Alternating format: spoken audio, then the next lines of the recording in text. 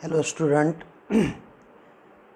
याच्या अगोदर जे आपले जे लेक्चर्स झाले त्याच्यामध्ये आपण पाहिलं स्टेप्स ऑफ RDNA टेक्नॉलॉजी किंवा जेनेटिक इंजिनिअरिंग. त्याच्यानंतर क्लोनिंग वेक्टर पाहिला PBR322 plasmid. Recombinant DNA technology, genetic engineering म्हणजे manipulation of genetic material into living cell by insertion of desired gene into plasmid vector. आपण पाहिलं जेनेटिक इंजिनिअरिंगमध्ये सुरुवातीला isolation केलं जाते, isolation of desired gene. Desired जीनचं isolation केलं जाते. नंतर आयसोलेशन ऑफ व्हेक्टर,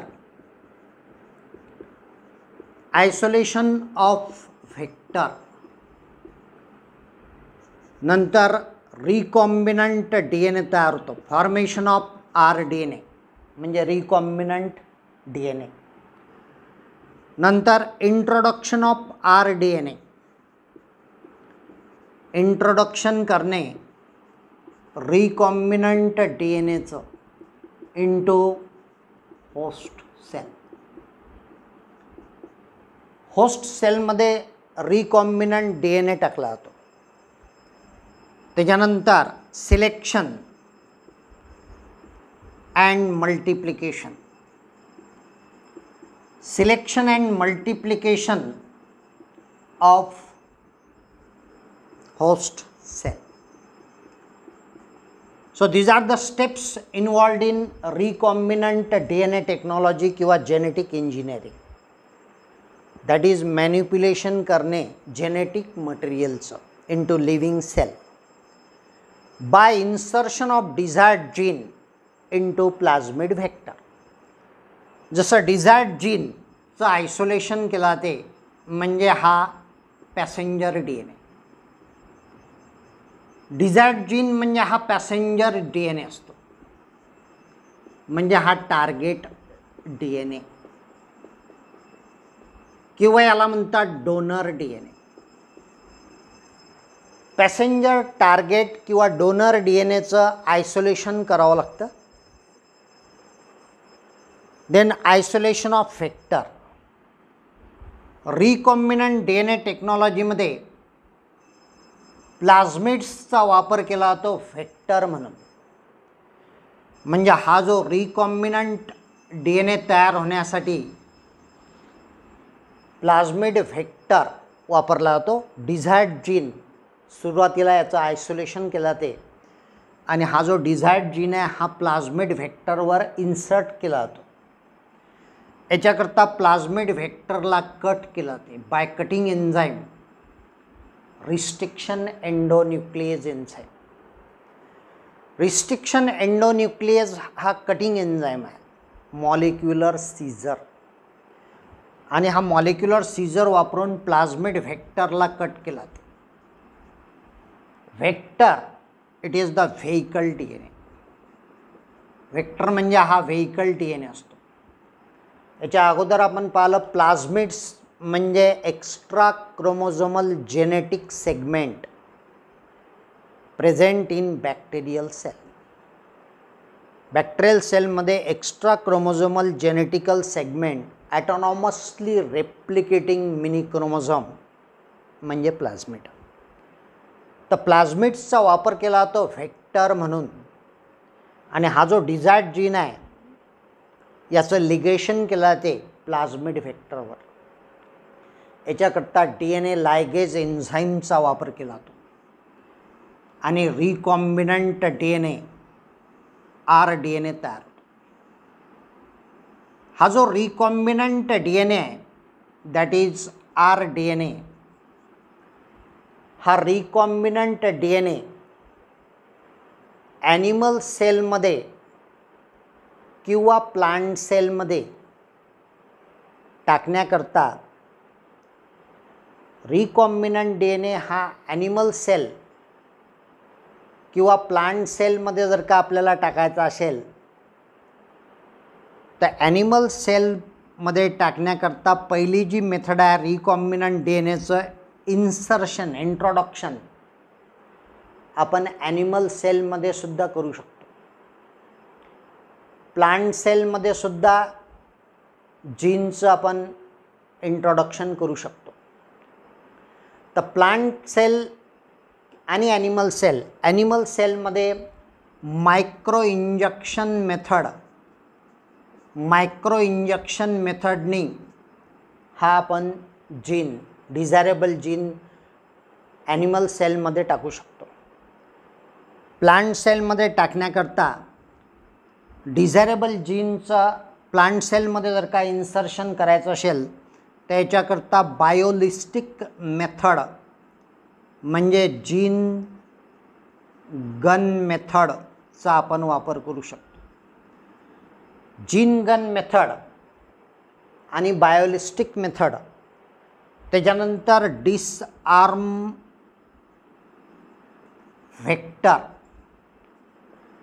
डिसआर्म व्हेक्टरसुद्धा आपण वापरू शकतो की जो व्हेक्टर जेनेटिकली मॅन्युप्युलेटेड असतो, की ज्या व्हेक्टरमध्ये पॅथोजेनिक कॅरेक्टर्स नसतात, म्हणजे रिस्क ऑफ इन्फेक्शन होण्याची काही भीती नसते. तर मायक्रो इंजेक्शन ही जी मेथड आहे त्याच्यामध्ये रिकॉम्बिनंट DNAचं डायरेक्ट आपण इन्सर्शन करू शकतो किंवा डिझायरेबल जीनचं डायरेक्ट इन्सर्शन करू शकतो ॲनिमल सेल न्यूक्लियसमध्ये. मायक्रो इंजेक्शन या मेथडमध्ये मायक्रो निडल्सचा वापर केला जातो आणि मायक्रो निडल्सच्या मदतीनं डिझायरेबल जीन हा ॲनिमल सेलमध्ये इन्सर्ट केला जातो. बायोलिस्टिक जीन गन मेथड जे आहे that is the DNA is coated with tungsten or gold covering. Tungsten किंवा गोल्डचं कवरिंग चढून high velocity micro particles these are directly bombarded into plant cell. तर त्याला म्हणतात बायोलिस्टिक मेथड किंवा जीन गन मेथड. डिसआर्म व्हेक्टरमध्ये आपण डिसआर्म व्हेक्टर जसं बॅक्टेरियोफेग आहे, बॅक्टेरियोफेग जो असतो हा जो बॅक्टेरियोफेग असतो याच्यामध्ये डिझायरेबल जीन जर का आपण इन्सर्ट केला असेल तर हा जो डिझायरेबल जीन आहे हा डिझायरेबल जीन आपण ही होस्ट सेल आहे, ही बॅक्टेरियल सेल आहे होस्ट सेल. या होस्ट सेलमध्ये हा जीन आपण टाकू शकतो. याच्याकरता बॅक्टेरियोफेग ला पहिले याचं जेनेटिक मॅन्युप्युलेशन केलं जाते. याच्यामध्ये कोणते व्हायरुलंट कॅरेक्टर्स घातक कॅरेक्टर राहणार नाहीत याची काळजी घेतली जाते, म्हणजे इन्फेक्शन होण्याचे चान्सेस नाही. मग हा डिझायरेबल जीनचं इन्सर्शन होस्ट सेलमध्ये केलं जाते. That is called disarm vector. Disarm vector म्हणजे ज्याच्यामध्ये पॅथोजेनिक कॅरेक्टर्स कोणतेच ठेवले जात नाहीत, व्हायरुलंट कॅरेक्टर, म्हणजे इन्फेक्शन होण्याची भीती याच्यामध्ये नसते. तर हा जो रिकॉम्बिनंट DNA आहे हा होस्ट सेलमध्ये आपण जेनेटिक इंजिनिअरिंगमध्ये रिकॉम्बिनंट DNA ला नंतर होस्ट सेलमध्ये टाकतो. Introduction of rDNA into host cell. आता होस्ट सेल म्हणून जनरली बॅक्टेरियल सेलचा वापर केला आणि ही जी बॅक्टेरियल सेल आहे ही बॅक्टेरियल सेल जसं ॲग्रोबॅक्टेरियम सेल आहे. तर ही जी ॲग्रोबॅक्टेरियम सेल आहे it must be competent to take up the rDNA. Recombinant DNAला घेण्याकरता ही होस्ट सेल कॉम्पिटंट असायला पाहिजे. कॉम्पिटंट असायला पाहिजे म्हणून याच्याकरता या बॅक्टेरियल सेलला ट्रीटमेंट केली जाते by specific concentration of divalent calcium. Divalent कॅल्शियमची याला ट्रीटमेंट केली जाते आणि या बॅक्टेरियल सेलला नंतर कोल्ड ट्रीटमेंट आईसवर ठेवलं जाते. 42 डिग्री सेंटीग्रेड नंतर टेम्परेचर दिलं जाते. हीट शॉक ट्रीटमेंट दिली जाते. हीट शॉक ट्रीटमेंट देऊन परत बॅक्टेरियल सेलला कोल्ड ट्रीटमेंट दिली जाते, परत आईसवर ठेवलं जाते. म्हणजे ही बॅक्टेरियल सेल कॉम्पिटंट असायला पाहिजे to take up the recombinant DNA. Recombinant DNAला घेण्याकरता बॅक्टेरियल सेल ही ॲग्रोबॅक्टेरियम सेल ही कॉम्पिटंट असायला पाहिजे. कॉम्पिटंट असायला पाहिजे म्हणजे काय, तर कॅल्शियम आयनची त्याला पहिले ट्रीटमेंट देतात त्या बॅक्टेरियल सेलला, नंतर कोल्ड ट्रीटमेंट देतात, नंतर 42 degree centigrade temperature heat shock treatment देतात, नंतर परत ती बॅक्टेरियल सेल आईसवर ठेवतात की ज्याच्यामुळं bacterial cell easily take up the recombinant DNA. म्हणजे ही बॅक्टेरियल सेल होस्ट सेल ही कॉम्पिटंट असायला पाहिजे. आता डिझायरेबल जीन जो असतो पॅसेंजर DNA किंवा टार्गेट DNA किंवा डोनर DNA हा आपण फंगल सेलमधून सुद्धा आयसोलेट करू शकतो. फंगल सेलमधून सुद्धा टार्गेट DNA आपण काढू शकतो. Passenger DNA desirable gene isolate करू शकतो. प्लांट सेलमधून सुद्धा याचं आयसोलेशन केलं जाते. प्लांट सेलमधून सुद्धा याचं आयसोलेशन केलं जाते. फंगल सेलमधून सुद्धा याचं आयसोलेशन केलं जाते. फंगल सेल, प्लांट सेल याच्यामधून आयसोलेशन केलं जाते डिझायरेबल जीन्स. फंगल सेलमधून आयसोलेशन करायचं असेल तर कायटिनेज नावाचा एन्झाईम याच्यामध्ये वापरला जातो. प्लांट सेलमधून आयसोलेशन करायचं असेल तर सुरुवातीला सेल्युलेज एन्झाईमचा वापर केला जातो. प्लांट सेल किंवा फंगल सेलमधून आपण डिझायरेबल जीन काढू शकतो. रायबोन्यूक्लिएज एन्झाईमचा सुद्धा याच्यामध्ये वापर केला जातो. रायबोन्यूक्लिएज, त्यानंतर प्रोटीएज एन्झाईमचा सुद्धा आपण याच्यामध्ये वापर करू शकतो. तर कायटिनेज, सेल्युलेज, रायबोन्यूक्लिएज, प्रोटीएज हे जे एन्झाईम्स आहेत हे वापरले जातात. जसं फंगल सेलमधून काढायचं असेल तर कायटिनेज एन्झाईम वापरावा लागेल. प्लांट सेलमधून काढायचं असेल तर सेल्युलेज एन्झाईम वापरावा लागेल. रायबोन्यूक्लिएज RNA काढून टाकण्याकरता रायबोन्यूक्लिएज एन्झाईमचा वापर केला जातो. प्रोटीन मॉलिक्यूल काढून टाकण्याकरता प्रोटीएज एन्झाईमचा वापर केला जातो. आणि चिल्ड इथेनॉलचा सुद्धा याच्यामध्ये वापर केला जातो. चिल्ड इथेनॉलची याला ट्रीटमेंट दिली जाते सेलला. जसं फंगल सेलमधून आयसोलेशन करायचं असेल तर कायटिनेज एन्झाईमचा आपण वापर करावा लागेल. प्लांट सेलमधून डिझायरेबल जीनचं आयसोलेशन करायचं असेल तर सेल्युलेज एन्झाईमचा आपल्याला वापर करावा लागेल. त्या कल्चरमधून RNA मॉलिक्यूल रिमूव्ह करण्याकरता रायबोन्यूक्लिएज एन्झाईमचा आपल्याला वापर करावा लागेल. प्रोटीन रिमूव्ह करण्याकरता प्रोटीएज एन्झाईमचा आपल्याला वापर करावा लागेल. आणि हे जे सर्व कल्चर आहे हे चिल्ड इथेनॉलमध्ये करतात आणि नंतर डिझायरेबल जीनचं आयसोलेशन करतात. रिकॉम्बिनंट DNA टेक्नॉलॉजीमध्ये डिझायरेबल जीनचं सुरुवातीला आयसोलेशन करावं लागते. म्हणजे ज्याला आपण म्हणतो passenger DNA, target DNA, donor DNA. हा जो पॅसेंजर DNA हा वेक्टर DNAवर बसतो आणि रिकॉम्बिनंट DNA तयार होतो. रिकॉम्बिनंट DNA म्हणजे रिकॉम्बिनंट व्हेक्टर, याला म्हणतात रिकॉम्बिनंट व्हेक्टर. आणि हा जो रिकॉम्बिनंट व्हेक्टर आहे हा आपल्याला होस्ट सेलमध्ये टाकायचा असतो. तर होस्ट सेलमध्ये जर का टाकायचं असेल तर ही host cell it must be competent host cell. ही होस्ट सेल कॉम्पिटंट सेल असायला पाहिजे. मग होस्ट सेल कॉम्पिटंट करण्याकरता या होस्ट सेलला डायव्हॅलंट कॅल्शियमची ट्रीटमेंट दिली जाते. नंतर होस्ट सेलला आईसवर ठेवलं जाते. नंतर heat shock treatment 42 degree centigrade टेम्परेचरला दिली जाते. परत होस्ट सेलला आईसवर ठेवलं जाते, म्हणजे कोल्ड ट्रीटमेंट दिली जाते. आणि ही जर का होस्ट सेल कॉम्पिटंट असेल तरच रिकॉम्बिनंट DNA सहज होस्ट सेलमध्ये जाईल. तर रिकॉम्बिनंट DNA किंवा डिझायरेबल जीन जर का आपल्याला इन्सर्ट ॲनिमल सेलमध्ये करायचा असेल तर त्याच्याकरता आपण मायक्रो इंजेक्शन मेथडचा वापर करायचा.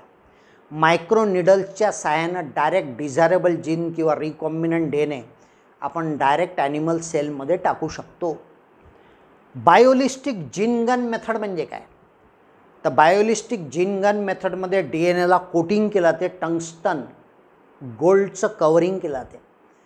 And this high velocity micro particles bombarded into the plant cell. Disarm व्हेक्टरमध्ये व्हेक्टर हा डिसआर्म करायचा, म्हणजे त्याच्यामध्ये कोणतेच हार्मफुल पॅथोजेनिक कॅरेक्टर नाही राहायला पाहिजे, नाहीतर इन्फेक्शन होण्याची भीती असते. मग हा जो डिसआर्म व्हेक्टर आहे की ज्याचं जेनेटिक मॅन्युप्युलेशन मॉडिफिकेशन झालेलं आहे, त्याच्यामध्ये डिझायरेबल जीन टाकायचा. आणि या जसं बॅक्टेरियोफेग आहे याच्यामध्ये डिझायरेबल जीन टाकायचा आणि या बॅक्टेरियल फेगला सोडून द्यायचं होस्ट सेल म्हणजे बॅक्टेरियल सेलवर. बॅक्टेरियल सेलमध्ये हा जो DNA with desirable gene enters in to host cell म्हणजे बॅक्टेरियल सेलमध्ये हा DNA जाईल. तर याला म्हणतात डिसआर्म व्हेक्टर मेथड. पहिली जी मेथड आहे म्हणजे रिकॉम्बिनंट DNA किंवा डिझायरेबल जीनचं इन्सर्शन करण्याकरता प्लांट ॲनिमल सेलमध्ये इन्सर्शन करण्याकरता मायक्रो इंजेक्शन मेथडचा वापर केला होता. प्लांट सेलमध्ये इन्सर्शन करण्याकरता बायोलिस्टिक जीन गन मेथडचा वापर केला होता. किंवा आपण डिसआर्म व्हेक्टरचा सुद्धा वापर करू शकतो की ज्याचं जेनेटिक मॉडिफिकेशन झालेलं आहे, की ज्याच्यामध्ये आपण पॅथोजेनिक हार्मफुल कॅरेक्टर नाही ठेवले, ते जर का राहिले तर इन्फेक्शन होण्याचे चान्सेस असतात. So these are the methods of insertion of desirable gene और rDNA इनटू द सेल. तर हा जो रिकॉम्बिनंट DNA हा होस्ट सेलमध्ये टाकायचा असेल तर ही host cell it must be made competent. तर ही होस्ट सेल कॉम्पिटंट असायला पाहिजे. म्हणजे या होस्ट सेलला कॅल्शियमची ट्रीटमेंट देणे, नंतर आईसवर ठेवणे, नंतर heat shock treatment 42 degree centigrade टेम्परेचरला करणे आणि नंतर परत होस्ट सेल ही आईसवर ठेवणे. तर आज आपण रिकॉम्बिनंट DNA टेक्नॉलॉजीच्याच स्टेप्सचा भाग पाहिला. याच्यामध्ये डिटेलमध्ये आपण लेक्चर 1मध्ये नुसतं रिकॉम्बिनंट DNA टेक्नॉलॉजीमधल्या स्टेप्स पाहिल्या होत्या. आज आपण पाहिला की आयसोलेशन डिझायर्ड जीनचं करण्यामध्ये कोणकोणते एन्झाईम्स आपण इथं पाहिले. कायटिनेज आहे, सेल्युलेज आहे, रायबोन्यूक्लिएज आहे, प्रोटीएज आहे. चिल्ड इथेनॉलची ट्रीटमेंट सेलला करावी लागते डिझायरेबल जीन काढण्याकरता. रिकॉम्बिनंट DNA किंवा डिझायरेबल जीन आपण ॲनिमल सेलमध्ये टाकू शकतो मायक्रो इंजेक्शन मेथडनी. डिझायरेबल जीन आपण प्लांट सेलमध्ये टाकू शकतो बायोलिस्टिक जीन गन मेथडनी. आणि डिझायरेबल जीन आपण होस्ट सेल बॅक्टेरियल सेलमध्ये सुद्धा टाकू शकतो. डिसआर्म व्हेक्टर बॅक्टेरियोफेगचा वापर आपण करू शकतो. याच्याकरता याचं जेनेटिक मॉडिफिकेशन केलं जाते, म्हणजे याला म्हणतात डिसआर्म व्हेक्टर मेथड. तर आज आपण लेक्चर 3मध्ये हे सर्व पाहिलं. इथं आज आपण थांबून जाऊ आणि आपलं NCERT बुक्स मधला पुढचा टॉपिक कंटिन्यू करू. थँक्यू.